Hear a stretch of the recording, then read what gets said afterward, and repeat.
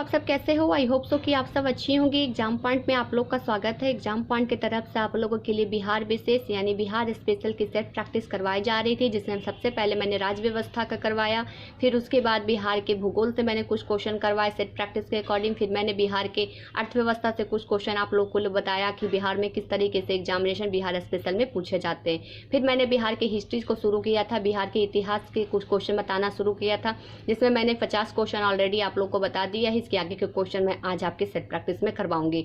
तो सबसे पहले तो आप एक बात समझ लीजिए कि सेट प्रैक्टिस करना आप लोग के लिए बहुत जरूरी है।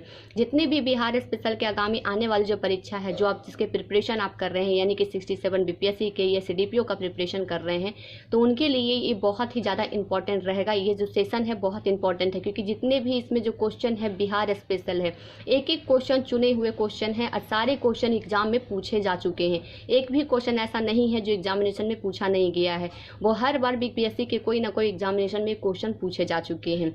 मैंने आपको पहले भी कहा था बिहार का सिलेबस बहुत बड़ा नहीं है, आप उसको अच्छे से कवर कर सकते हैं कम टाइम में भी। तो सबसे पहले तो जैसे कि मैं बता रही थी कि सेट प्रैक्टिस करना आप लोग के लिए बहुत ज़रूरी है। सेट प्रैक्टिस करने से आपको पता चल जाएगा कि जिस भी एग्जाम का प्रिपरेशन कर रहे हैं बिहार स्पेशल में, उसका प्रिपरेशन आपका कितना हद तक हो चुका है और कितना बाकी है। आपके प्रिपरेशन आपके सेट प्रैक्टिस से आपको पता चल जाएगा। तो चलिए आज का जो हम लोग सेशन है उसको शुरू करते हैं, यानी कि बिहार विशेष बिहार स्पेशल का जो हिस्ट्री का जो सेशन चल रहा था सेट प्रैक्टिस, उसको शुरू करते हैं। आज मैं आपको कम से कम 30+ क्वेश्चन बताऊंगी। आप मुझे इसमें कम से कम 25 सही करके जरूर बताइएगा कमेंट करके कि मेरा मैम 25 क्वेश्चन ऑलरेडी सही हुआ आपकी सेट प्रैक्टिस से। तो चलिए हम लोग देखते हैं बिहार विशेष के सेट प्रैक्टिस में।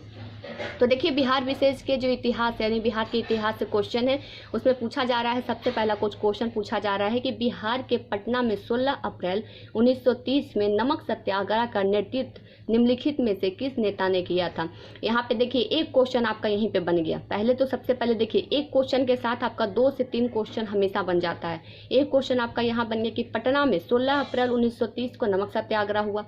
आप अच्छे तरीके से समझ गए कि नमक सत्याग्रह पटना में कब शुरू हुआ, तो 16 अप्रैल 1930 का। लेकिन इसमें पूछा जा रहा है कि उनके नेतृत्व कौन किए थे, उनका नेतृत्व करने वाले व्यक्ति का नाम क्या था। तो देखिए ऑप्शन के अकॉर्डिंग देखिए डॉक्टर राजेंद्र प्रसाद, रामब्रिज बेनीपुरी, सत्यनारायण सेन या अंबिका कांत सिंह। तो देखिए इसका जो सही आंसर हो जाएगा 52 का जो सही आंसर हो जाएगा यही अंबिका कांत सिंह के नेतृत्व में 16 अप्रैल 1930 को पटना में नमक सत्याग्रह शुरू हुआ था। आप देख लीजिए यहाँ से एक से नहीं 2-3 क्वेश्चन आपका यहीं पे सॉल्व हो गया। सबसे पहले तो ये सॉल्व हो गया कि पटना में नमक सत्याग्रह कब शुरू हुआ, तो 16 अप्रैल 1930, और उसको किनके नेतृत्व में हो रहा था, तो डॉक्टर अंबिका कांत सिंह के नेतृत्व में ये पटना में जो नमक सत्याग्रह शुरू हुआ था इन्हीं के नेतृत्व में हुआ था। अब चलिए उसी तरीके से नेक्स्ट क्वेश्चन देखिए। जब भी जो क्वेश्चन अगर आपके सामने आता है, अगर उससे रिलेटेड और भी कुछ फैक्ट्स होता है तो उसको आप जरूर आपको अपने नोट में जरूर उसको लिख लीजिएगा। वो फैक्ट से आपको आपके एग्जामिनेशन में नंबर दिला सकता है, क्योंकि देखिए ये सारे के सारे जो इतिहास है, भूगोल है, इकोनॉमिक्स है, 1 लाइनर में सब लोग याद कर लेते हैं पीटी एग्जामिनेशन के लिए, लेकिन फैक्ट्स ही है जो आपको वहाँ एलिमिनेशन मेथड अपनाना पड़ेगा। यानी एग्जामिनेशन में आपको गलत आंसर ढूंढने में वही आपका जो फैक्ट्स है वो इंपॉर्टेंट रहेगा। उससे जुड़ा हुआ फैक्ट्स अगर आपको याद रहेगा तो आपको आंसर इजीली मिल जाएगा। आप खुद अगर सेट प्रैक्टिस करते होंगे तो आप खुद देख लीजिए, आपको खुद पता चल जाएगा। ये मेथड आप अपना के देख लीजिए, आपको खुद पता चल जाएगा कि ये मेथड से ही आप अच्छे से अच्छे नंबर एग्जाम में ला सकते हैं। अभी खुद अपने घर में सेट प्रैक्टिस कर रहे होंगे तो उसमें देख लीजिए, आपको पता चल जाएगा। और जितने भी मैं आपको क्वेश्चन बता रही हूँ बहुत इंपॉर्टेंट क्वेश्चन है, आप एक भी क्वेश्चन को देखिए, आपको पता चलेगा कितना इंपॉर्टेंट क्वेश्चन है। चलिए नेक्स्ट क्वेश्चन देखिए, बिहार में पटना युवक संघ की स्थापना कब हुई। तो देखिए सबसे पहले यहाँ एक और क्वेश्चन है कि पटना में युवक संघ की स्थापना हुई थी। एक युवक संघ की स्थापना कहाँ हुआ बिहार में, तो पटना में हुआ, लेकिन यहाँ पूछा जा रहा है कब हुई थी। तो देखिए इसका जो सही आंसर हो जाएगा, यानी कि 54 का जो सही आंसर हो जाएगा ऑप्शन बी हो, 53 का जो सही आंसर हो जाएगा ऑप्शन बी हो जाएगा, यानी कि 1927 में ही ये पटना में युवक संघ की स्थापना हुई थी। 1927 में एक और इम्पॉर्टेंट घटना हुई है भारतीय इतिहास में, आधुनिक भारत से जुड़ा हुआ है, यानी मॉडर्न हिस्ट्री में एक इम्पॉर्टेंट घटना 1927 में हुआ है। अब मुझे कमेंट करके बताइएगा कि वो घटना क्या हुआ था। अब चलिए नेक्स्ट क्वेश्चन देखिए, पूछा जा रहा है कि बिहार में 1935 ईस्वी, ध्यान दीजिएगा 1935 पूछ रहा है। 1935 ईस्वी में कांग्रेस का स्वर्ण जयंती वर्ष बड़े धूमधाम से मनाया गया। उस समय बिहार कांग्रेस के अध्यक्ष निम्नलिखित में से कौन थे। तो देखिए 1935 में कांग्रेस का एक स्वर्ण जयंती बनाया गया था। स्वर्ण जयंती दिवस मनाया गया था। और उस समय बिहार में कांग्रेस के अध्यक्ष कौन थे, यानी बिहार में जो थे उसमें कांग्रेस के अध्यक्ष कौन हुआ करते थे। तो देखिए 54 का जो सही आंसर हो जाएगा आपका ये श्री कृष्ण सिंह। श्री कृष्ण सिंह थे जो वो कांग्रेस के अध्यक्ष थे। कब? तो 1935 में जब कांग्रेस का स्वर्ण जयंती मनाया जा रहा था तब। श्री कृष्ण सिंह बिहार के प्रथम मुख्यमंत्री भी हैं। अब चलिए नेक्स्ट क्वेश्चन देखिए, निम्नलिखित में से किस सुल्तान ने दरभंगा का नाम बदलकर तुगलकपुर रख दिया था। देखिए ये आपका पूछ दिया गया है मेडिवल हिस्ट्री से, मेडिवल बिहार के हिस्ट्री से क्वेश्चन पूछ दिया गया, यानी मध्यकालीन से। तुगलक वगैरह सब है वो मध्यकालीन में ही आए हैं। तो देखिए निम्नलिखित में से किस सुल्तान ने दरभंगा देखिए दरभंगा का नाम बदलकर तुगलकपुर रख दिया था। देखिए तुगलकपुर रखने वाला कौन जो ये सुल्तान था, तो देखिए गयासुद्दीन तुगलक, फिरोजशाह तुगलक, मोहम्मद बिन तुगलक, या इनमें से कोई नहीं। तो 55 का मैं आपको बता देती हूँ, इसका जो सही आंसर हो जाएगा ऑप्शन बी, मोहम्मद बिन तुगलक। अब देखिए इसके साथ में एक फैक्ट्स बता देती हूँ जो आप लोग माइंड में जरूर रखिएगा और अपने नोट कॉपी में जरूर उतार लीजिएगा। तो देखिए बिहार शरीफ में तुगलक काल के बिहार की राजधानी थी, जो तुगलक काल की राजधानी थी वो बिहार शरीफ थी। और इसको जो बनाया था किसने, तो मोहम्मद बिन तुगलक ने। इसमें 2 क्वेश्चन आप लोग के बहुत इंपॉर्टेंट है। सबसे पहले तो आप याद करिए कि मोहम्मद बिन तुगलक ने दरभंगा का नाम बदलकर तुगलकापुर किया था। और उसका जो तुगलक काल में जो बिहार की राजधानी थी, यानी कि इसके टाइम पे तुगलक साम्राज्य के टाइम पे बिहार की राजधानी थी वो बिहार शरीफ थी। इसको ध्यान रखिएगा। अब चलिए नेक्स्ट क्वेश्चन पूछा जा रहा है कि चेर राजवंश का शासक बिहार के निम्नलिखित में से किन किन जिलों में है। तो देखिए यहाँ जिला का नाम दिया हुआ है। मैंने आपको बताया था कि बिहार में टोटल 38 जिले हैं। जो बाहर का स्टूडेंट है उनके लिए बार बार मैं बता देती हूँ कि बिहार में टोटल 38 जिले हैं। 38वां जिला पहले 37 था, लेकिन 38वां जिला जहानाबाद से अलग होकर अरवल बना था, तो अब 38 जिले हैं। कहीं कहीं पे आपको 37 भी लिखा रहेगा, तो ध्यान दीजिएगा पहले था, लेकिन अब अभी वर्तमान में अब पूरे 38 जिले हैं, तो इसको ध्यान रखिएगा। तो देखिए क्वेश्चन पूछा जा रहा है कि चेर राजवंश के शासक बिहार के निम्नलिखित में से किन किन जिलों में थे। तो चेर वंश, देखिए चेर वंश जो इसका साम्राज्य था, जैसे आप इंडिया का मैप देखिएगा तो इस तरीके से है। तो देखिए यहाँ जो था वो केरल था, केरल में ही चेर वंश का ये साम्राज्य हुआ करता था, केरल के साइड में ही। जिसे पूछा जा रहा है कि बिहार राज्य में किन किन जिलों में था, बिहार राज्य में। तो देखिए इसका जो 56 का जो सही आंसर हो जाएगा ऑप्शन बी। मैं आपको बिहार के जिलों का नाम बता देती हूँ। देखिए शाहबाद, सारण, चंपारण, मुजफ्फरपुर और पलामू, ये 5 ऐसे जिले थे जहाँ चेर राजवंश का शासक रहा था बिहार में। अब चलिए नेक्स्ट क्वेश्चन जो पूछा जा रहा है आपके कि बिहार में नुहानी वंश का उदय निम्नलिखित में से किस शासक के शासनकाल में हुआ। यानी कि नुहानी वंश का उदय करने वाला शासक कौन था और उस समय जो शासक था उसका कौन सा शासनकाल चल रहा था, तो उसका नाम पूछ रहा है इसमें। तो देखिए 57 का जो इसका जो सही आंसर हो जाएगा मैं आपको बता देती हूँ, ऑप्शन सी हो जाएगा, सिकंदर लोदी। सिकंदर लोदी का शासन चल रहा था। नुहानी वंश का उदय करने वाला सिकंदर लोदी है और बिहार में जो शासक था वो सिकंदर लोदी था। इसी के टाइम पे नुहानी वंश का उदय हुआ था।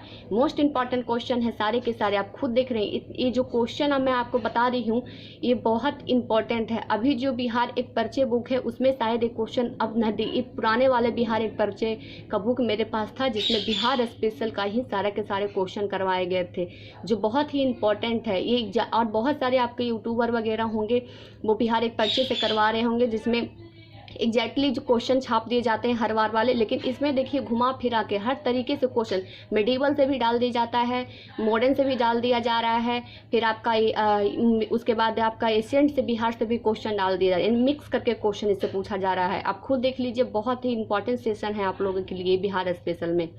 चलिए नेक्स्ट क्वेश्चन देखिए। नेक्स्ट क्वेश्चन पूछा जा रहा है कि दरिया खान नुहानी बिहार के शासक निम्नलिखित में से किस काल में बनाए गए थे। दरिया खान नुहानी, ध्यान दीजिएगा, दरिया खान नुहानी बिहार का शासक बने थे, ठीक है, बिहार के शासक हुए थे दरिया खान नुहानी। और ये किस काल में बनाया गया था, उनका डेट पूछा जा रहा है।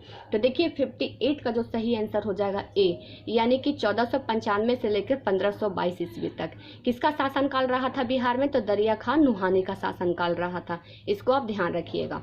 नेक्स्ट क्वेश्चन देखिए, पूछा जा रहा है कि ताम्रपत्र में लेख दर्शाते हैं कि प्राचीन काल में बिहार के राजाओं का संपर्क था। प्राचीन काल यानी एशियंट बिहार, एशियंट बिहार में ताम्रपत्र के लेख में एक दर्शाया गया है कि यहाँ के जो भी राजा हुआ करते थे उनका संपर्क किस जगह से था, बर्मा से, कंबोडिया से, जावा सुमात्रा से या थाईलैंड से। तो देखिए मैं आपको बता देती हूँ, यहाँ जो है आप दो क्वेश्चन में फंस सकते हैं, एक फंस सकते हैं आपको कंबोडिया में और दूसरा जावा सुमात्रा में, लेकिन इसका जो सही आंसर हो जाएगा जावा सुमात्रा। जावा सुमात्रा में ही बिहार के प्राचीन यानी कि एशियंट बिहार के जो राजाओं था उनका संपर्क था। ये मोस्ट इंपॉर्टेंट है, वेरी वेरी इंपॉर्टेंट क्वेश्चन है, इसको आप नोट डाउन कर लीजिएगा क्योंकि ये बहुत कम ही आपको हर बुक में दिखाई देंगे। नेक्स्ट क्वेश्चन देखिए, पूछा जा रहा है कि 1225 में निम्नलिखित में से किस शासक ने बिहार शरीफ पर विशाल सेना का आक्रमण किया था। बिहार शरीफ किसका राजधानी था? तुगलक काल के समय में तुगलक के टाइम पे बिहार शरीफ को राजधानी बिहार का बनाया गया था। लेकिन यहाँ पूछा जा रहा है कि 1225 ईस्वी में किस शासक ने बिहार शरीफ पर विशाल सेना का आक्रमण किया, यानी कि बिहार शरीफ पे एक आक्रमण हुआ था। कौन सा ऐसा शासक था? तो देखिए बख्तियार खिलजी, दौलत शाह खिलजी, कुतुबुद्दीन ऐबक और इल्तुतमिश। तो देखिए ध्यान दीजिएगा, इसका जो 60 का जो सही आंसर हो जाएगा ऑप्शन आपका हो जाएगा डी यानी इल्तुतमिश। इल्तुतमिश ही था जो 1225 में बिहार शरीफ पर एक सेना को लेकर आक्रमण किया था। नेक्स्ट क्वेश्चन देखिए, पूछा जा रहा है, देखिए 1942 के आंदोलन के दौरान उत्तरी बिहार नेपाल की सीमा पर किसने छापावर संघर्ष का नेतृत्व किया था। तो देखिए 1942 में क्या हुआ था, आपको अच्छे तरीके से पता होगा कि 1942 में क्या हुआ था। तो 1942 में भारत छोड़ो आंदोलन चल रहा था उस टाइम, तो उस समय छापा मार युद्ध अपनाते थे। वो एक ही व्यक्ति हैं जिनको छापा मार युद्ध के नाम से जाना जाता है, एक गोरिल्ला युद्ध। गोरिल्ला एक होता है, एक छापा मार। तो देखिए 1942 में जिसमें आपका भारत छोड़ो आंदोलन चल रहा था उसमें उत्तरी बिहार और नेपाल की सीमा पर छापा मार जो संघर्ष कर रहे थे, नेतृत्व कर रहे थे, वो कर रहे थे। 61 का जो सही आंसर हो जाएगा आपको जयप्रकाश नारायण। जयप्रकाश नारायण ही थे जो छापा मार पद्धति अपना रहे थे। अब चलिए नेक्स्ट क्वेश्चन देखिए, जयप्रकाश नारायण से मैं एक और फैक्ट आपको बता देती हूँ। सोशलिस्ट पार्टी के संस्थापक हैं और साथ साथ में भी बिहार का जो 38 जिला में से पटना जिला में ये जयप्रकाश नारायण हवाई अड्डा यानी कि पटना का जो हवाई अड्डा का नाम जयप्रकाश नारायण हवाई अड्डा है। इनके साथ मैं एक और नाम आपको बता देती हूँ, एक और फैक्ट, इनको एक उपनाम दिया गया है यानी लोकनायक इन्हें बोला जाता है। अब इनका पूरा नाम हो जाता है लोकनायक जयप्रकाश नारायण, इसको ध्यान रखिएगा। नेक्स्ट क्वेश्चन, मैं इस क्वेश्चन को बताने से पहले मैं आपको बता देती हूँ, जितना भी मैंने बिहार स्पेशल पे आप वीडियो बनाया है आप लोगों के लिए, अगर आप लोग अच्छे तरीके से वो कम से कम 40 टॉपिक है, 40 टॉपिक को आप अच्छे तरीके से देख लेंगे, मैं आपको गारंटी देती हूँ 90% क्वेश्चन आपका बिहार से नहीं छूटेगा। जितना भी मैं ये करवा रही हूँ आपको, इस सारे के सारे क्वेश्चन मेरे एक एक बताए हुए हैं। जो भी रेगुलर स्टूडेंट होंगे जो ये वीडियो को लगातार देखते होंगे मेरे, उनको अच्छे तरीके से सारे के सारे जो क्वेश्चन अभी सेट प्रैक्टिस चल रहा है बिहार विशेष इतिहास का, उसका सारे के सारे आंसर उनको पता होगा क्योंकि मैंने एक एक चीज़ को एक डिफाइन करके उसमें बताया है, एक एक टॉपिक को मैंने इसको अच्छे तरीके से करवाया है। चलिए अब देखिए नेक्स्ट क्वेश्चन जो पूछा जा रहा है कि 1942 के आंदोलन के दौरान किसे अपराधी जिला घोषित किया गया था। देखिए ये बहुत इंपॉर्टेंट क्वेश्चन है, इसके साथ जो मैं आपको फैक्ट्स बताऊंगी उसको आप अच्छे से सुन लीजिएगा और नोट डाउन कर लीजिएगा। अगर नहीं आपको नोट डाउन कर तो बुक में कहीं भी मार्क कर लीजिएगा, बुक होगा आपके पास। तो देखिए 1942 के आंदोलन के दौरान अपराधी जिला जो घोषित किया गया था सारण। अब सारण क्यों किया गया था तो मैं आपको बता देती हूँ। देखिए 1940 के टाइम पे चल रहा था भारत छोड़ो आंदोलन चल रहा था। क्या चल रहा था? तो भारत छोड़ो आंदोलन चल रहा था के क्रम में पटना के जो सचिवालय के जो समक्ष में गोली कांड हुआ था जिसमें 7 स्टूडेंट शहीद हो गए थे। W.O. आर्चर के निर्देश पे सभी लोग को गोलियां चला दी गई थी। तो देखिए भारत छोड़ो आंदोलन के क्रम में पटना के सचिवालय के समक्ष गोली कांड हुआ, उसी समय सारण को अपराधी जिला घोषित कर दिया गया। सारण बिहार का एक जिला है 38 जिला में से, और सारण को अपराधी जिला घोषित कब किया गया? तो 1942 में। क्यों? तो उसका वजह था कि भारत छोड़ो आंदोलन के समय जो अगस्त क्रांति चल रही थी, अगस्त क्रांति भी उस समय चल रही थी, जिसमें सचिवालय में झंडा फहराने के दौरान 7 स्टूडेंट को गोली मार दिया गया था बिना किसी कसूर का, जिसके वजह से ये सारण जिला को अपराधी जिला घोषित कर दिया गया था। ये मोस्ट इंपॉर्टेंट क्वेश्चन, क्योंकि इसके साथ आपको 4 से 5 फैक्ट। सबसे पहले तो आपका 1942 में कौन सा आंदोलन? तो आप भारत छोड़ो आंदोलन। उस समय एक और घटना हुई थी 1940 में, इसमें सचिवालय गोली कांड कांड हुआ जिसमें 7 लोग शहीद हुए थे और उसके बाद इस सारण जिले को अपराधी जिला घोषित कर दिया गया और जो 7 लोग हैं उनका जो स्मारक है अभी भी बिहार के सचिवालय के सामने बनाया गया है और जिसका शिलान्यास डॉक्टर राजेंद्र प्रसाद ने किए थे। चलिए अब नेक्स्ट क्वेश्चन देखिए। ये जितना भी मैं आपको फैक्ट्स बताई हूँ उसको आप नोट डाउन कर ले, 102 बार आप सुन लीजिएगा, आपको ऐसे भी याद हो जाएगा। नेक्स्ट क्वेश्चन देखिए पूछा जा रहा है कि 600 ईस्वी के लगभग निर्मित एक मंदिर है जिसका भग्नावशेष अप्सर से प्राप्त हुआ है। ध्यान दीजिएगा, भग्नावशेष अप्सर से प्राप्त हुआ जिसकी दीवार पे कथा दृश्य अंकित है। वो किसके कथा दृश्य है? यानी कि कुछ निर्मित मंदिर मिले थे जिसके दीवार पे एक कथा मतलब कथा का दृश्य है, यानी दृश्य आप उसको बनाया गया है। और एक कथा दृश्य किसका है? तो देखिए इसका जो ऑप्शन देखिए, ऑप्शन से आपको पता चल जाएगा। देखिए ऑप्शन से आपका पता चल रहा है, पहला जो ऑप्शन है नल दंपति के प्रयाण गाथा का, या फिर अभियान शाकुंतलम के कथा दृश्य का, या फिर रामायण के कथा दृश्य का, या महाभारत के कथा दृश्य का। तो देखिए मैं आपको एक चीज़ बता देती हूँ यहाँ पे कि आपको अच्छा आपके लिए इजी हो जाएगा। देखिए 600 ईसा पूर्व BC यानी कि 600, जैसे कि अभी आपने देखा वहाँ पे ईसापुर यानी कि BC के टाइम पे अंग और महाजनपद का उत्कर्ष काल माना जाता है। उत्कर्ष काल माना जाता है। उसी टाइम एक मंदिर मिली जिसके दीवार पर दृश्य को कथा जो है वो कथा को दृश्य के अकॉर्डिंग दिखाया गया है। तो किसका? तो देखिए मैं इसका जो सही आंसर होगा आपका 63 का, वो हो जाएगा सी, यानी कि रामायण का जो कथा है उसको दृश्य के अकॉर्डिंग वहाँ बताया गया है, यानी चित्र बनाए गए हैं उस दीवार पर। नेक्स्ट क्वेश्चन देखिए, नेक्स्ट क्वेश्चन पूछा जा रहा है गया में 1700 यानी कि 1787 में ईस्वी में विष्णुपद मंदिर का निर्माण किसने कराया था? ये भी बहुत इंपॉर्टेंट है क्योंकि ये महिला से जुड़ा हुआ एक क्वेश्चन है। और जब भी ऐसा कुछ क्वेश्चन रहे तो आप वेरी इंपॉर्टेंट में इस क्वेश्चन को रखिएगा। तो देखिए मैं आपको बता देती हूँ, सबसे पहले तो आप देख लीजिए विष्णुपद मंदिर का निर्माण, इसका जो आंसर हो जाएगा रानी अहिल्याबाई ने करवाया था, रानी अहिल्याबाई। अब देखिए रानी अहिल्याबाई के बारे में बता देती हूँ। तो जो रानी अहिल्याबाई थी वो इंदौर की महारानी थी, इंदौर की महारानी थी और इन्होंने ही इनका नाम पूरा हो जाएगा रानी अहिल्याबाई होलकर ने ही विष्णुपद मंदिर जो गया में स्थित है, बिहार के जिला गया में। गया इंपॉर्टेंस ले क्योंकि निरंजना नदी के किनारे पीपल ब्रिज के नीचे गौतम बुद्ध को ज्ञान की प्राप्ति हुई। उसके बाद इसके गया को बोध गया बोला गया और जिस ब्रिज के नीचे उनका ज्ञान की प्राप्ति हुआ उसे बौद्धि ब्रिज बोला गया। तो गया टूरिस्टर अट्रैक्शन भी बिहार का है। तो इसमें पूछा जा रहा है कि विष्णुपद मंदिर का निर्माण तो ये रानी अहिल्याबाई होलकर ने करवाया था जो इंदौर की महारानी थी। ये वेरी इंपॉर्टेंट क्वेश्चन है, बहुत कम आपको देखने के लिए मिलेगा, बहुत कम यूट्यूबर आपको इसके बारे में डिटेलिंग में बताएंगे। मैं आपको एक एक क्वेश्चन का डिटेलिंग में इसलिए बता देती हूँ कि कहीं से भी अगर क्वेश्चन इससे रिलेटेड पूछ दिया जाए तो आपका नहीं छूटेगा। मैं थोड़े कम ही क्वेश्चन करवा देती हूँ लेकिन आपको एक एक क्वेश्चन को इतना डीपली बता देती हूँ कि अगर आप अच्छे तरीके से देख लेंगे फैक्ट्स को तो आपका कहीं से भी क्वेश्चन आपका हिस्ट्री में नहीं छूटेगा।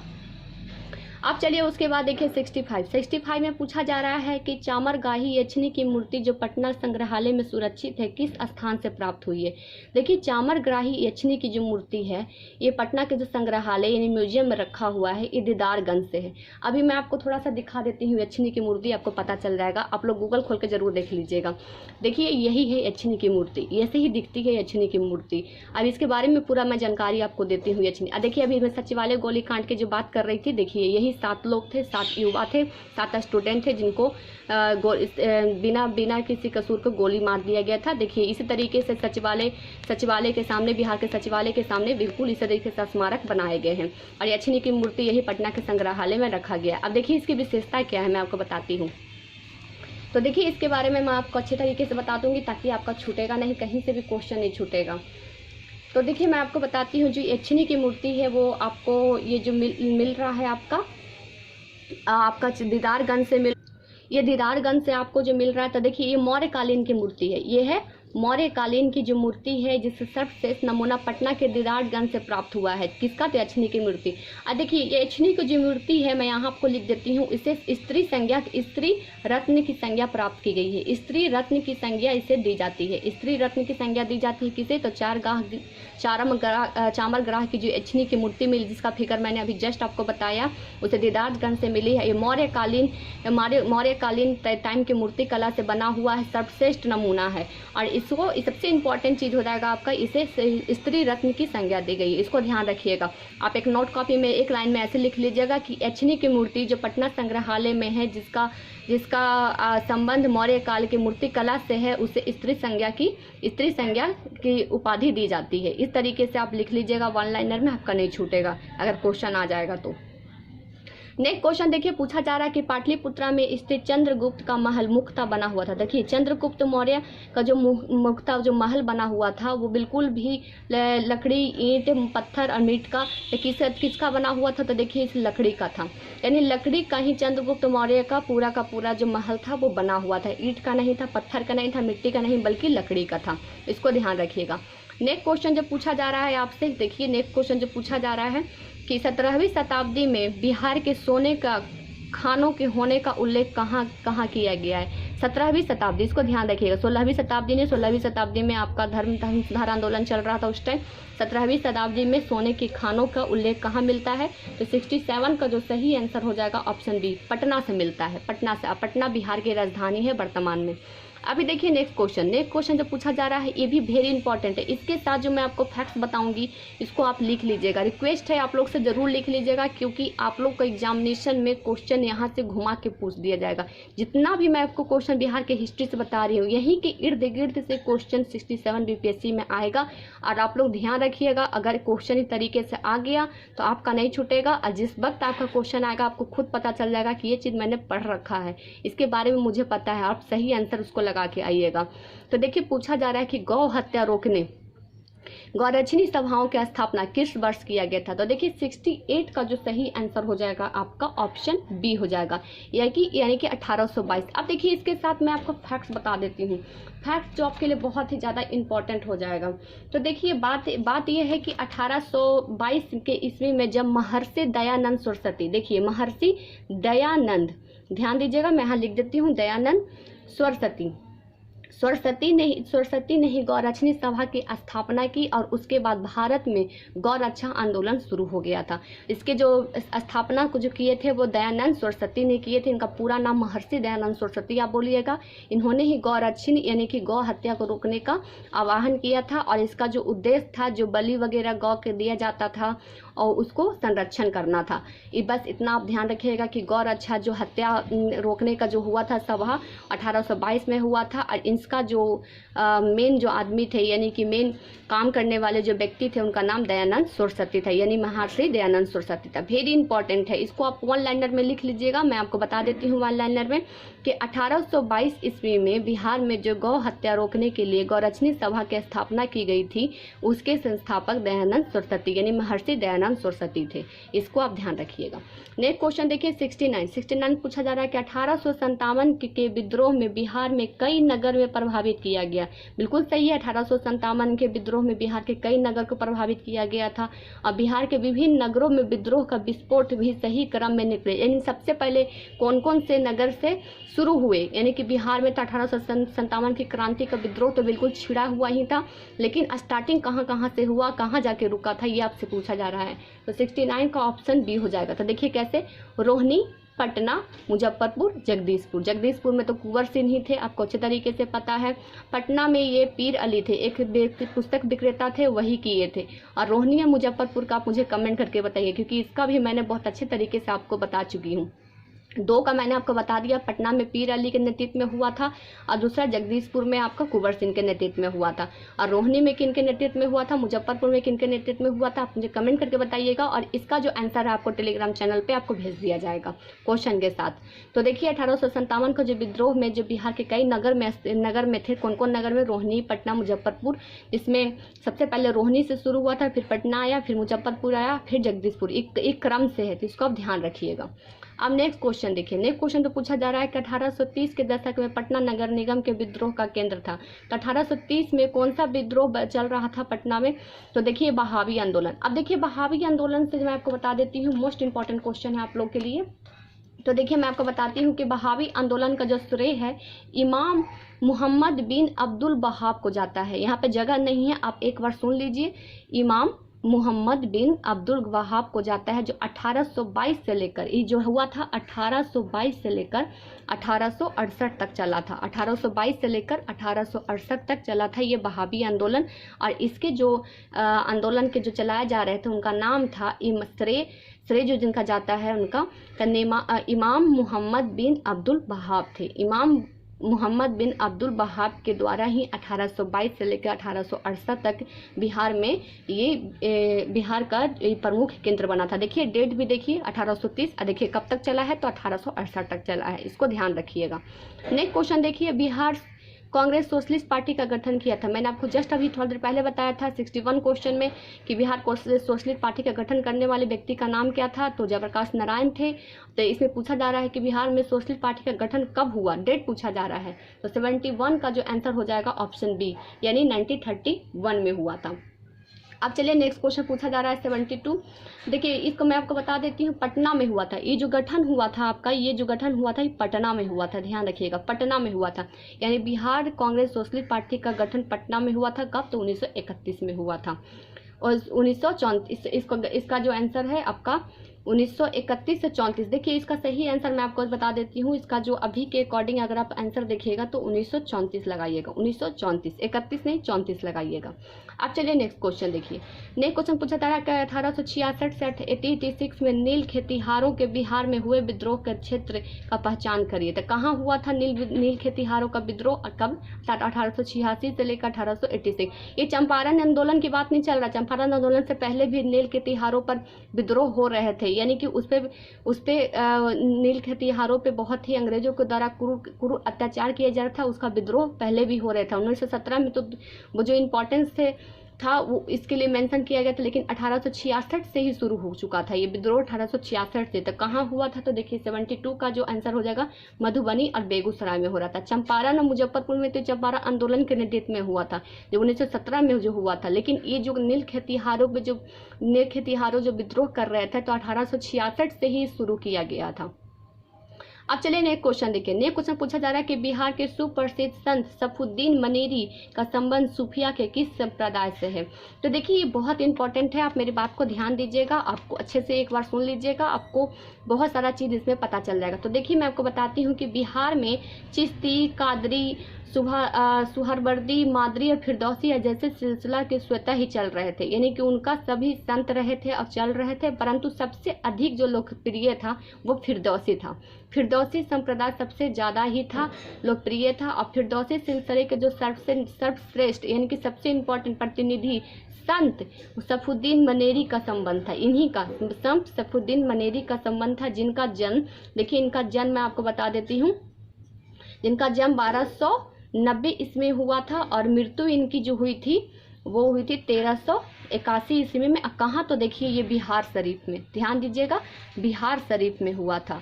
मृत्यु इनकी बिहार शरीफ में हुई थी और जन्म जो हुआ था आपका मनेर में हुआ था। ये जन्म हुआ था आपका मनेर में। किनका हुआ था, तो देखिए यहाँ मनेर में मनेरी लिखा हुआ भी है।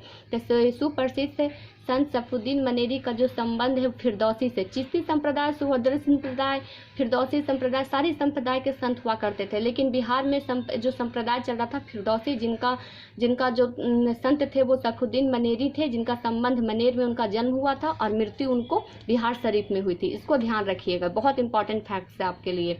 तो इससे क्वेश्चन पूछ दिया जाएगा वन लाइनर कि बिहार में कौन से संप्रदाय चल रहे थे। तो देखिए फिरदौसी संप्रदाय सबसे अधिक चल रही थी उस टाइम, चिश्ती भी थी, सुहरवर्दी भी थी, लेकिन फिरदौसी सबसे ऊपर में था। और उसके जो संत थे सफुद्दीन मनेरी थे। अब चलिए उसके बाद नेक्स्ट क्वेश्चन पूछा जा रहा है कि मध्यकाल में बिहार शरीफ नगर के महत्वपूर्ण रहा था, किसके लिए, व्यापार केंद्र के रूप में, विद्या केंद्र के रूप में, प्रशासनिक केंद्र के रूप में या फिर धार्मिक केंद्र के रूप में। तो देखिए 74 का जो सही आंसर हो जाएगा आपका सी, यानी प्रशासनिक केंद्र के रूप में ये मध्यकाल के बिहार शरीफ का नगर महत्वपूर्ण था। अब चलिए उसके आगे का नेक्स्ट क्वेश्चन हम लोग देखते हैं। तो चलिए देखिए नेक्स्ट क्वेश्चन अब हम लोग देखते हैं 75 में पूछा जा रहा है कि चीनी यात्री इति सिंह ने बिहार का भ्रमण कब किया था। तो देखिए इति सिंह के बारे में पूछा जा रहा है कि चीनी यात्री इति सिंह बिहार का भ्रमण कब किया था। ऐसा तो चीनी यात्री दो तीन ही आए थे, लेकिन जो इति सिंह था वो 17वीं शताब्दी का दूसरा चीनी यात्री था, जो 1673 ईस्वी में बिहार में यानी भारत में भ्रमण कर करने आया था, उसी टाइम ये बिहार में भी आया था। तो ध्यान रखिएगा, इति सिंह दूसरा यात्री था और पहला चीनी यात्री फाहियान था। इसको ध्यान रखिएगा, पहला चीनी यात्री फाहियान था, इति सिंह ये सेकंड यात्री था, सेकंड यात्री, इसको ध्यान रखिएगा। अब चलिए उसके बाद नेक्स्ट क्वेश्चन पूछा रहा है कि पावापुरी किस धर्म से संबंध स्थल है। तो देखिए पावापुरी जो है जैन धर्म, वैष्णव धर्म, बौद्ध धर्म, शैव धर्म। तो देखिए बौद्ध धर्म नहीं हो जाएगा, वैष्णव धर्म नहीं होगा, शैव धर्म नहीं, बल्कि जैन धर्म से। जैन धर्म से इंपॉर्टेंट इसलिए है क्योंकि देखिए पावापुरी में ही जैन धर्म यानी कि महावीर स्वामी का मृत्यु हुआ था और ये कहाँ हुआ था, तो पावापुरी में हुआ था। इसको आप भी इंपॉर्टेंट रखिएगा। ऐसे भी आप लोग अगर आप लोग को अच्छे तरीके से पता है कि 6वीं शताब्दी के उपरांत 6वीं शताब्दी में जो चल रहा था वो दो ही संप्रदाय सबसे ज़्यादा चल रहे थे। दो ही धर्म सबसे ज़्यादा था, जैन धर्म और बौद्ध धर्म। जैन धर्म और बौद्ध धर्म पे सबसे ज़्यादा था। उसी टाइम 6वीं शताब्दी के ईसा पूर्व के काल में धार्मिक संप्रदाय का उदय किया गया था, जिसमें प्रमुख 2 संप्रदाय थे, एक जैन धर्म थे, दूसरा बौद्ध धर्म थे। और प्रमुख जो 2 धर्म में से जैन धर्म ही पावापुरी में देवासान हुआ था, यानी मृत्यु हुई थी। कब देखिए थे, कब हुई थी पावापुरी में, तो मैं आपको बता देती हूँ 468 ईसा पूर्व में हुआ था, यानी BC में हुआ था। पावापुरी में हुआ था जैन धर्म के 24वें तीर्थंकर थे महावीर स्वामी का। अब चलिए नेक्स्ट क्वेश्चन से पूछा जा रहा है 77 में कि शेर शाह सूरी का पिता हसन सूर मकबरा कहाँ निर्मित है, जो सूखा मकबरा के नाम से चर्चित है। तो देखिए शेर शाह सूरी सूरी वंश के संस्थापक थे, तो यही आपको याद हो गया। देखिए शेर शाह सूरी वंश का संस्थापक, पिता का नाम हसन सूर था, जिनका मकबरा बनाया गया है कहाँ, तो देखिए इसका जो सही आंसर हो जाएगा 77 का ए, यानी कि रोहतासगढ़ में है। जो ध्यान रखिएगा, जो सूखा मकबरा के नाम से चर्चित है, किसका, तो सूखा मकबरा के नाम से चर्चित है। अब चलिए नेक्स्ट क्वेश्चन देखिए कि मुगल सम्राट अकबर के काल में किस मुगल सेनानायक बिहार के आधिकारिक कर मुगल सत्ता पे स्थापित किया गया था। तो 78 का जो सही आंसर हो जाएगा मानसिंह। मानसिंह देखिए भारमल के राजा भारमल के बेटा मानसिंह थे, यानी कि जो अकबर के जो वाइफ थी जोधा, उन्हीं के ये भतीजे थे मानसिंह। और इन्हीं के टाइम पे इन्हीं के नेतृत्व में मुगल सम्राट अकबर ने मुगल सेनानायकों को बिहार में मुगल सत्ता स्थापित करने के लिए बोला गया था। अब चलिए 79 पूछा जा रहा है कि इब्राहिम लोदी काल में बिहार में सूबेदार कौन था, जिसमें सुल्तान विरुद्ध विद्रोह किया गया था। तो देखिए इब्राहिम लोदी सिकंदर लोदी का बेटा है, सबसे पहले तो आप समझ लीजिए। इसका जो सही आंसर हो जाएगा 79 का ऑप्शन है दरिया खान नूहानी से एक और क्वेश्चन पीछे भी आ चुका है आप लोग के लिए। चलिए आज का लास्ट क्वेश्चन देखिए, उसे पूछा जा रहा है कि सुमत्रा के राजा बलपुत्र देव या देवपाल के अनुमति से कहाँ विदेशी विद्यार्थियों के लिए छात्रावास निर्मित किया गया था। वेरी इंपॉर्टेंट है, छात्रावास एजुकेशन से रिलेटेड है। तो देखिए सुमत्रा के राजा कौन थे, तो बलपुत्र देव ने देवपाल की अनुमति, देवपाल यानी पाल वंश के सारे देवपाल भीमपाल सारे के सारे पाल वंश के थे। तो देखिए अनुमति से, उनके अनुमति लेने के बाद कहाँ विदेशी विद्यार्थियों के लिए, इसको ध्यान रखिएगा, के लिए एक छात्रावास का निर्मित किया गया था। कहाँ, तो विक्रमशिला, अदोनपुरी, नालंदा या पाटलिपुत्रा। तो 80 का जो सही आंसर हो जाएगा नालंदा में ये छात्रावास खोला गया था। किसके अनुमति पे, तो देवपाल के अनुमति पे। कौन खोला था, तो सुमत्रा के राजा बलदेव पुत्र देव के द्वारा खोला गया था। तो चलिए आज के जो मैंने आपको 80 तक क्वेश्चन करवाए, कम से कम लगता है मैंने आपको 40+ क्वेश्चन आपको करवा दिया बिहार स्पेशल में। इससे पहले भी मैं बहुत सारी क्वेश्चन आप लोग को लेकर करवाया था।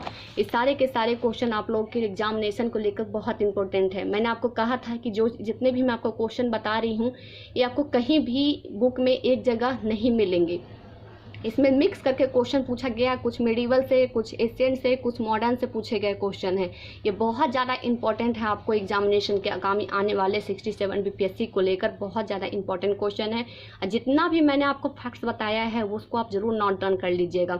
मैंने अभी आपको जस्ट बताया था कि जो आप फैक्ट्स को नोट डाउन करेंगे, जो आप फैक्ट्स आपको याद रहेगा, वही फैक्ट्स आपका एग्जामिनेशन में क्वेश्चन छांटने में आपको मदद करेगा। और जब आप क्वेश्चन छांटने का मेथड जान जाएंगे तब आपका एक भी क्वेश्चन एग्जाम में नहीं छूटेगा। और मैं आपको बार बार बोली, मेरा बिहार स्पेशल का वीडियो कम से कम 40+ टॉपिक पे मेरा बना हुआ है, आप लोग देख लीजिए। आप लोग का बिहार स्पेशल से 90% क्वेश्चन नहीं छूटेगा। 100% नहीं बोलूँगी क्योंकि 1-2 गलती मुझसे भी हो सकती है या फिर आप लोग से भी हो सकती है, इसलिए 100 नहीं बोलूँगी, लेकिन